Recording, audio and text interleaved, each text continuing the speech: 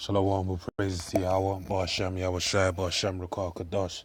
Double honors unto the apostles and elders of Great Millstone who rule well. Shalom to the hopeful elect. This is News and Prophecy. This is an article from Zero Hedge, which reads, Reporter quits NBC citing network support for endless war. Now, before I get into the article, and just extrapolate key points.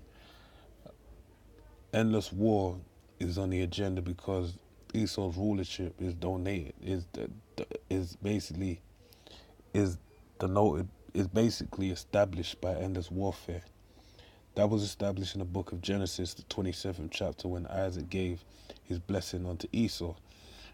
And this is the thing, the masses of the people don't understand that what is written inside of the scriptures, the Holy Bible, the most sold book upon earth, actually expounds upon the current events that are going on today, okay, down to a T. And when I say daily events, I'm really not talking about what color trainers you're going to walk out wearing. I'm talking about key events that are going to pan out on this earth. Two key examples being the RFID chip being the mark of the beast, and World War III, which is written inside of the Bible, which leads on to this point of endless war. The reason why there's endless war is because it was established from the foundations of the Bible in the book of Revelations that there would be 3 world wars, okay, which I'm going to read. This is Revelations 8 and 13. And it reads, And I beheld and heard an angel flying through the midst of heaven, saying with a loud voice, Woe, woe, woe, to the inhabitants of the earth, by reason of the other voices of the trumpet of the 3 angels which are yet to sound. Now the word woe means destruction, and warfare is a form of what? Destruction, okay? Destruction of a nation, its people, its infrastructure, its history. That's warfare basically. Now these 3 warfares can be denoted by World War One, World War Two, World War Three, a trilogy, if you may. Okay, so now this journalist seems to be very upset at the fact that they keep on reporting upon warfare, but guess what? That's Esau's a bloody man, okay? And that's how he's established his rulership, which he seems to forget that America was established on what? Blood, okay? They just had Thanksgiving about nearly 2 months ago, and guess what? That was that was them giving thanks to the fact that they got the better of they got food after quote unquote outwitting the Native Americans, which according to the Bible were the tribe of Gad, okay? And so they give thanks for that.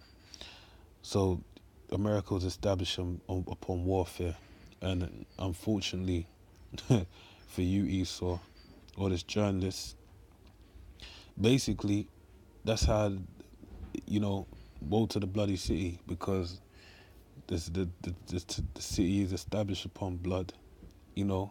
There's basically a blood debt that's cast upon that, okay, that city. So I'm going to read this. A journalist with NBC has resigned from the network with a statement which highlights the immense resistance that ostensibly liberal mass media outlets have to anti-war narratives, skepticism of U.S. military agendas, and any movement in the opposite direction of endless military expansion. So because he ain't about the military expansion of America, he has resigned, okay? January 4th is my last day at NBC News, and I'd like to say goodbye to my friends, hopefully not for good. Begins an email titled My Goodbye Letter to NBC, sent to various contacts by William M. Arkin, an award-winning journalist who has been associated with the network for 30 years. This isn't the first time I've left NBC, but this time the parting is more bittersweet. The world in a state of journalism in tandem crisis. So he's saying this ain't the first time I've left, but the way of the world at this present time and the state of journalism that's covering the world also is just crisis basically. So he's telling you there, someone that's been around for the last 30 years covering the news, it's getting worse. And guess what? It's gonna get worse because the Bible prophesies of it being a time like never before seen upon earth. Okay, the email continues. My expertise, though seeming to be all the more central to the challenges and dangers we face, also seems to be less valued at the moment. So he's saying he's an expert in the understanding of the challenges and the dangers that are to come upon the earth, but no one wants to speak about it. Okay, and I find myself completely out of sync with the network, being neither a day-to-day reporter nor interested in the Trump circus. So he's not interested in speaking about the bull, the BS that is being covered in the news. He wants to give out the real rap. Okay, but guess what? It's not being no one's taking him seriously.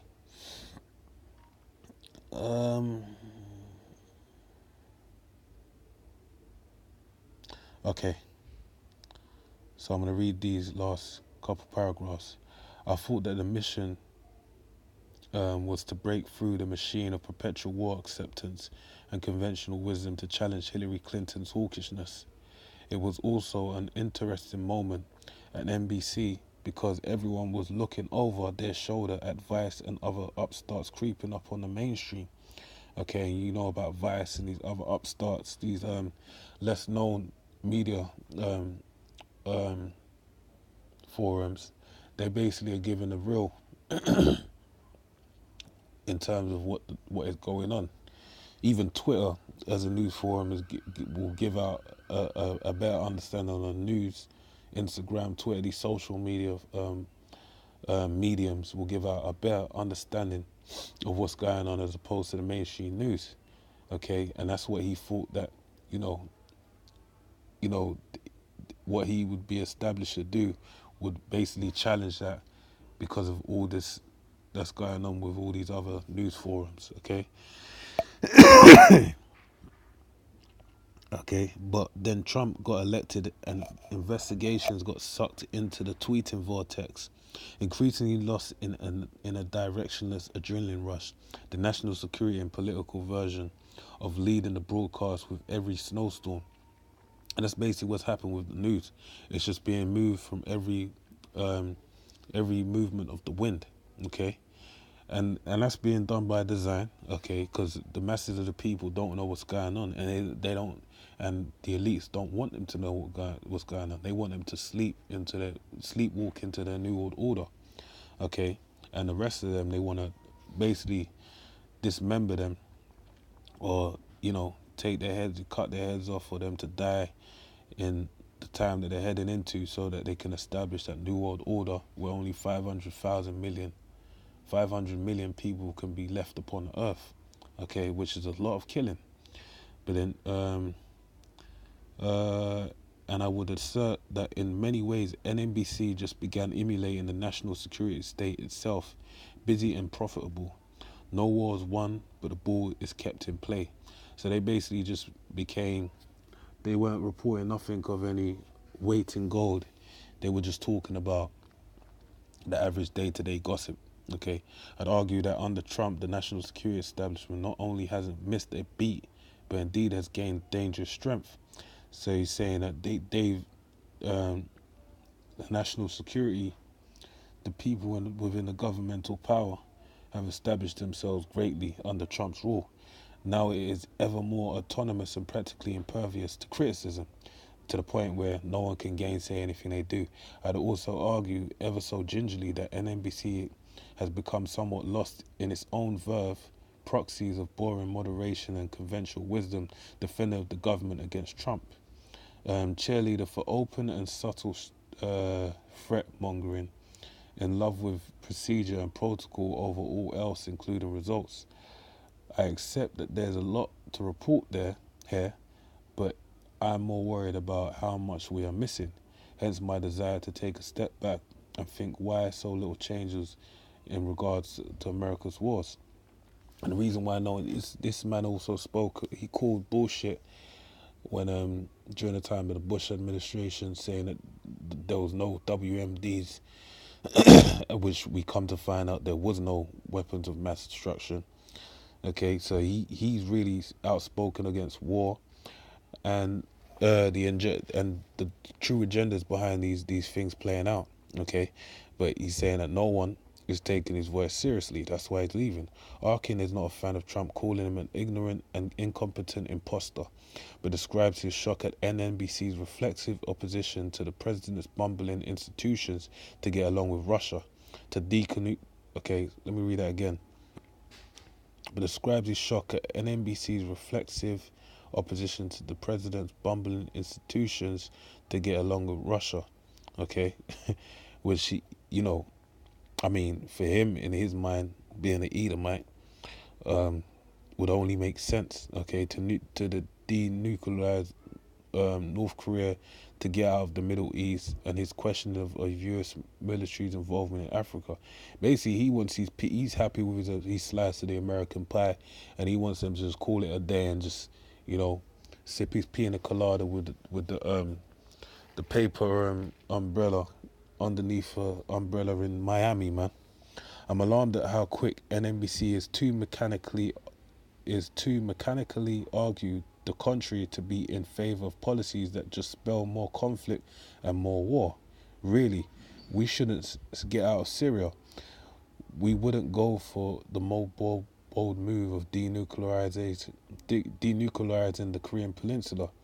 Even on Russia, though we should be concerned about the bitterness of our democracy that it is so vulnerable to manipulation, do we really yearn for a Cold War?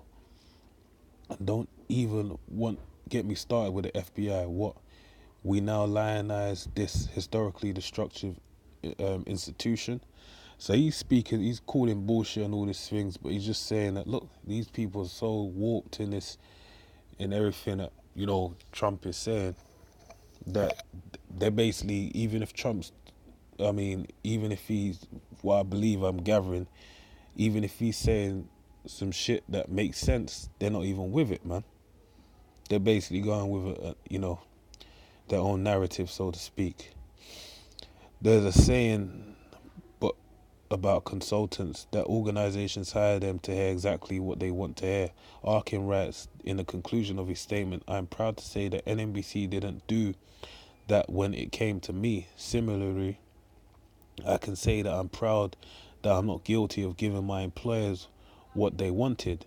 Still, the thing is this, and it's most organizations fear most vulnerability, variability, disturbance, difference, um, those things that are also the primary drivers of creativity are not really the things that I see valued in the reporting ranks. So they want everyone to speak what they're speaking in unison. And again, it's because they have an agenda that they need to play out, man. That's about as charitable as it could possibly be, said by a skeptical tongue.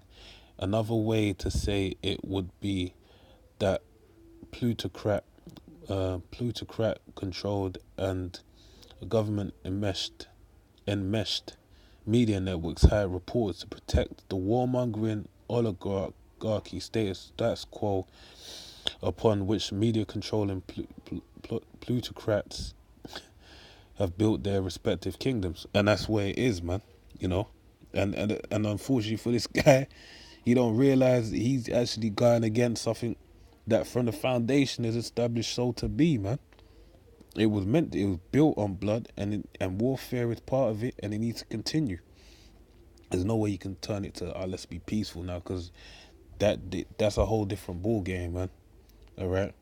The reason why America is the strength it is because it established itself as a military force, and that's all it's gonna ever be known for. Its military might, and it was prophesied to be that, because when it was rolled up in the book of Daniel, starting with the Roman Empire, it was known for its great teeth, okay, and the iron teeth, okay, and that was because of the great military might, and foster an environment which elevates those who promote establishment-friendly narratives while marginalizing and pressuring anyone who doesn't. It's absolutely bizarre that it should be unusual for there to be a civilian analysis of the US war machine's behaviors in the mainstream media who is skeptical of its failed policies and non-stop bloodshed, and it's crime that such voices are barely holding on to the fringe of the media stage. Such analysis should be extremely normal and commonplace, not rare and made to feel as though they don't belong. And guess what? They don't belong. Because, like I said, 3 world wars were prophesied, and we're hot on the heels of the third one. Okay, Revelations 11 and 14. The second woe is past, and behold, the third woe cometh quickly. So the third world war cometh quickly. And we notice that we're in that time because even when you go into the express.co.uk, they have a segment or ongoing segment that's been going on for many years that is known as World War III, okay, where it speaks upon Putin, Trump, and various other key members within government that are key players within World War III, because that third woe cometh quickly. Revelation 12 and 12, it says, the devil knoweth that he have a short time, therefore coming down with great wrath. Because the time is short, man. The Heavenly Father shortened the days for the sake of the elect. So there would be an elect to be saved, okay? So, this guy's talking about, he wants to talk about things that, but that's Esau's blessing. His blessing was a sword, you know, and it came in the form of the gun in his early years of establishment, then perpetuated to the form of the missile, dealing with NATO, okay, the Yugoslavia bombing, even the atomic bombs. But now in this day and age, it's being perpetuated to the point where World War III is going to be fought with blood, okay? Let me first read that and then I'll establish this. Because all the warfare before weren't established for the fuel of fire, okay? They were done by sword swinging. Isaiah 9 and 5, for every battle of the warriors with confused noise and garments rolled in blood. Just check out a period piece, 300, Braveheart, it shows you that. But this shall be with burning and fuel of fire. So this World War III shall be established, shall be what? Burning and fuel of fire, because the Heavenly Father gave Esau that blessing and he's going to utilize it in these last days. Okay, behold, I've created the smith. When you go into the ancient world, you had a smith, you had a goldsmith, a silversmith, a coppersmith, a blacksmith. And the smith basically was an artisan that basically, in metals, that would bring forth whatever form of imagery in a work of metal, okay?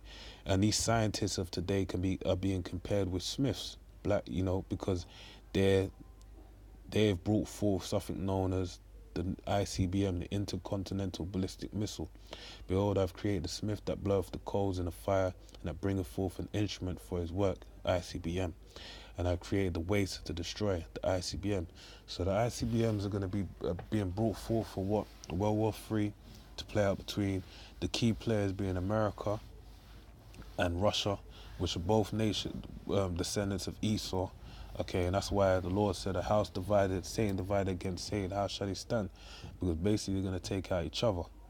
Okay, and then the Lord's going to come in the midst and zap the remaining, war in heaven, and then beam up the elect in the midst of that fire, and then establish his kingdom on earth.